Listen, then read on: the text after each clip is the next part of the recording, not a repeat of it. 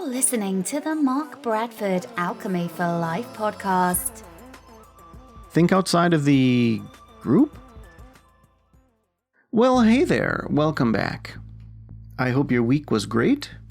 So currently we have beta readers reading a book called 3 Voices, which is actually the 3 methods of communication that we use to talk to ourselves and other people. It's kind of fun. It's kind of exciting. It's a new spin on communication, a new spin on understanding your brain, and it's even a new spin on kind of understanding how to make certain changes and sort of get out of these terrible thought loops that we sometimes get into. If that sounds exciting and something you want to read and provide input on before the book is published, feel free to get in touch with me, the normal method. I actually do have someone handling this for me, so I'll pass your information to her in case we do a second round.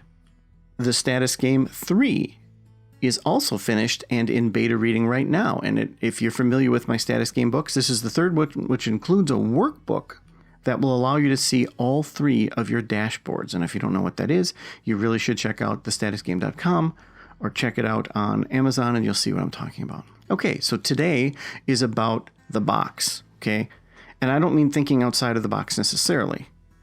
And we all know what that means. It means that someone with a different perspective for one reason or another is in a group and they provide a perspective or a solution that otherwise would sort of be invisible because people didn't think outside of the box. So here's where that applies to what I'm talking about today. The box is a group. We're all a member of some group, whether we want to be or not. I mean, we're all a member of the human race, so we're all in the human group. Most professions have a group as well. So you may have been coerced or forced to join a group, or it may just be, part of status quo to be, a group membership or in a group. But sometimes we join other groups, right? Sometimes we join additional groups that, in the Venn diagram kind of overlap with what we're doing. We might be an insurance professional, but we also join some group on marketing or a local business group or just some other group that we want to find commonality with people. And for the most part, these should be helpful because you have some like-minded individuals working together towards a common cause, or at least that's what they're supposed to be about. But sometimes they're not. Sometimes they lose sight of the meaning. And that's really easy to do. It certainly happens in business relationships. You can be connected to someone in business, and the reason you're connected is you have a task or you both want to be productive, right? We did a podcast about having an accountability partner, if you remember, quite some time ago, and that can be wonderful. But if it turns into something else, it's not so helpful because, humans are very social creatures. So you can get together with a group or a person and lose sight of why you got together. I can personally tell you that I was in a 2-person group towards an aim. And it turned out to me after quite some time that we were simply getting together to talk about success. That I had my ducks in the row. I wanted to, with my time, energy, and resources, I had them all presented and ready to go. I'm ready to go to commit these things. And the other person was not. They were kind of caught up in just talking about the excitement of the success of this venture we were going to get into. And then as it turned out, their time, energy, and resources were put into something else that I knew were tied up, and I knew they simply couldn't fulfill this. So I sort of ended the 2-person group. So if you're in a group of some kind, I would suggest to you that you take a moment at some point and think outside of the box, with the box being the group. And I think people in groups, in associations and so forth, should always be assessing how helpful these are to them. If you're like me, you want to give more than you get. So you take all your skills and your talent stack, as they say, and you say, oh, well, I want to do this for the group. Well, it's for the group, so it should be free. And then you cheat yourself out of, finances. Or you spend an inordinate amount of time working on it because it's for the good of the group. And now, if this was something you do for a client, it would have cost a lot of money. That's not fair to you. So make sure that a group or groups you're connected with And again, these are usually the ones that you're completely 100% voluntary in. Some of the groups you're in an association, right? You just have to be. You live somewhere, so you have a homeowners association, and because you physically live there, you can't not be part of that, right?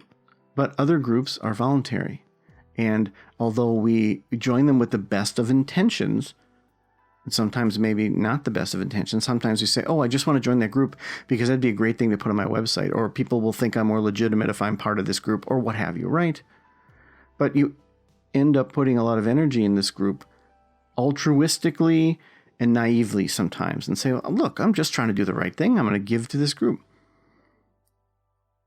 It's one of those things that if you don't go and look outside of the box, you're never going to see what's really happening. You're going to do your part, put your head down, and so on and so forth. People come to you for help. People come to you for stuff. And you go, oh, I'm part of that group. So I implore you that if you are part of a voluntary group, that you take a look outside of your box and think about and assess if it's appropriate for you. And if it's not, then I would suggest strongly that you promptly leave it. Now, you may have the option of adjusting the group.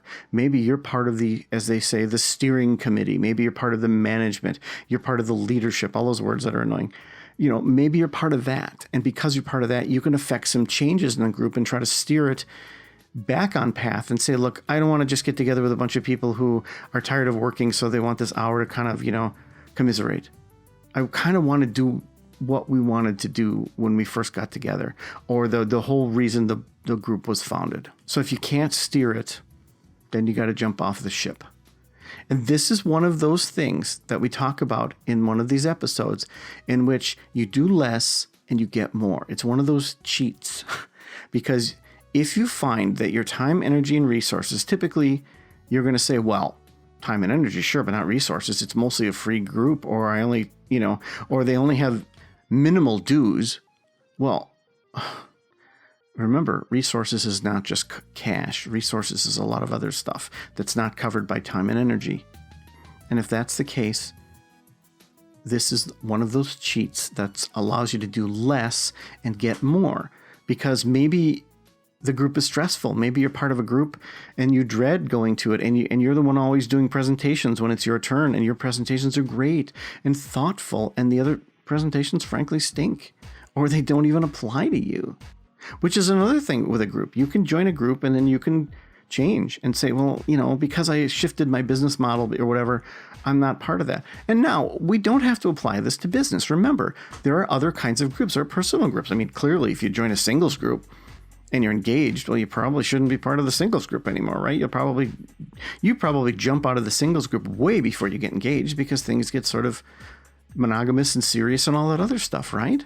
You can be part of a cribbage group or a group that plays cards or something, but as it is, they always meet at a bar and there's lots of drinking. And you didn't sign up for a drinking group, which is, I'm sure it's fun to commiserate with the boys or the girls and have some wine or beers or whatever. But sometimes that's a bit much. And you're like, I can't do this anymore. I'm getting older, or I just don't want to drink 3 times a week because we play cards. You just have to assess that. And I'm bringing this to your attention as I'm repeating myself because most people fall into groups and they stay there. And then they suffer because they're giving and they're not getting, or the group changes. B, it truly takes your time, energy, and resources, and it probably takes more resources than you think. And C, it's something you need to do. Everyone who's in a group should always be assessing if the group is still appropriate for them. And without me telling you, you may not even have thought of this. You may be in a group for 3, 4, 5, 10 years and think, wait a second, this has been so stagnant, and I just dread this, and I've been dreading this for years, and I still belong to it. So I hope this kind of shakes you up a little bit, or at least makes you think and go, well, all my groups are fine. Okay, fine. But it doesn't hurt to sort of assess them and think outside of the box, if you know what I mean. And I hope you have a wonderful week, and I will talk to you again. Take care.